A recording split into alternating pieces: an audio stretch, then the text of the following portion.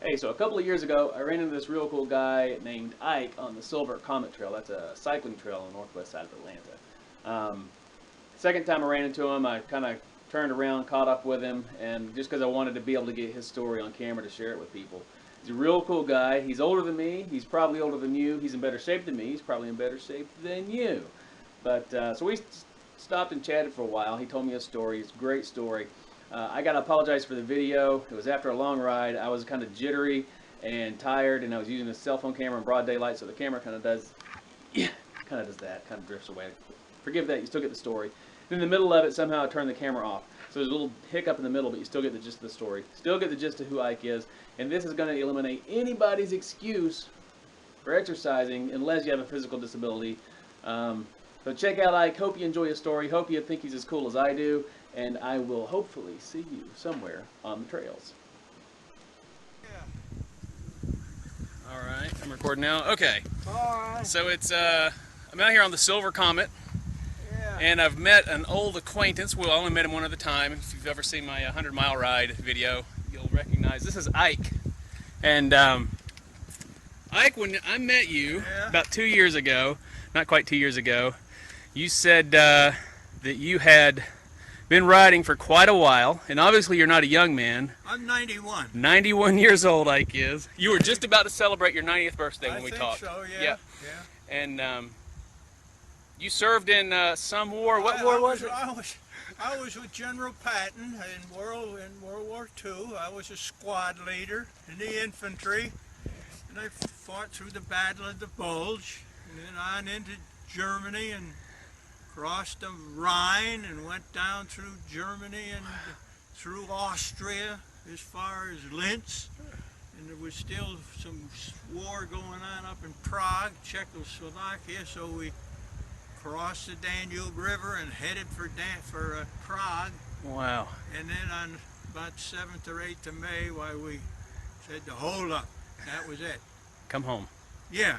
Well, not really. No, you gotta keep straighten everything out first. We stayed there in a farmhouse for 2 months while the Germans were surrendering and coming back through the lines, and then water and stuff like that.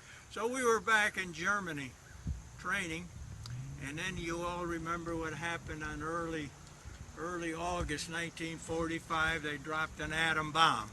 So you didn't have to go. So we didn't have to go. We turned back. Oh, wow. So you were about to do a second tour in Japan. In Japan, we were after fighting your way through Europe. Yeah, we were going to get a 30-day furlough at home, and then all report to the West Coast. Yeah. Board ship and take off through the Pacific to invade Japan on 1 November. Wow. But that never worked out. Well, I guess it's a good thing that never worked out. Yeah, that never worked out. Yeah. Well, so you've been how long have you been riding? Oh, I'll tell you, I started when I was riding when our kids were little. I'd ride there. You know, they'd want a new bicycle and they'd ride it for 4 or 5 months, and then there it was. So I'd ride their bikes. But in 1968, I decided to get my own bike because I had 2 young'uns in college, and I figure, man, I gotta stay in shape. Right.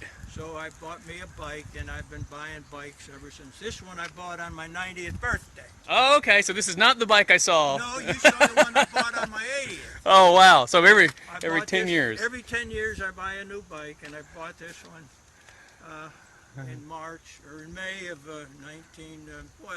2000 and whatever. 13. 2013, yeah. Yeah. So, and you're doing what, about 10 miles a day? Oh no, I try to do at least 20. At least 20. Or sometimes more, 25. Okay. But today, since they're working on the trail up here, it changed my routine. Right. How many days a week are you riding? Well, since we moved, I'm riding about 2 days a week. Right. I try to get out here 3 days a week. Very good. Not on Saturday or Sunday, especially not on Sunday when all the young'uns are out it's like a traffic jam, isn't it? Yeah, you don't know when one of them is going to turn right in front of you. I've been there. You've been there? Been there. I've had a flat spotted a tire not too long ago. Yeah, not here, out on Arabia Mountain, a flat spotted one. So I try to come out here Monday through Friday, at least 3 days. So you're 91 years old, doing 50 miles a week roughly.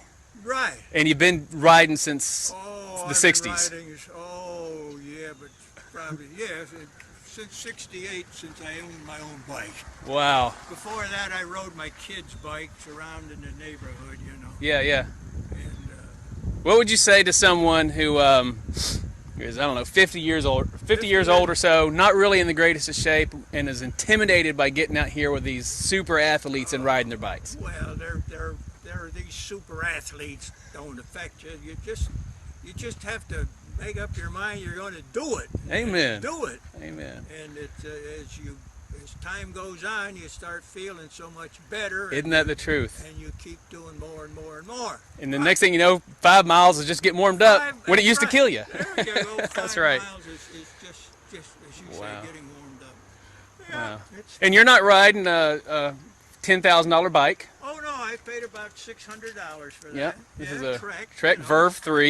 Yeah, it's not a, it's a, what do they call them? A Hybrid. A hybrid. Right, It's a right. hybrid. So you got big tires. Yep. But not those little, and I don't have to bend over. Now, Yes. Your bike, yeah, you got a bend over bike. Jeez, it hurts my back. You know what? We did a race in Florida, and Yeah. they had the recumbents, the sit-down bikes. Oh yeah, oh yeah. And I'm jealous. Oh, There's a lady actually came. We were about the 75-mile mark. Okay. We went to a SAG station, and she pulls up on her little recumbent. Yeah. She gets out to refill her bottles, and then she comes back and sits back on her bike to relax. My. I don't relax on my bike. No, I don't either. I don't either. No, Wow. no, I don't like.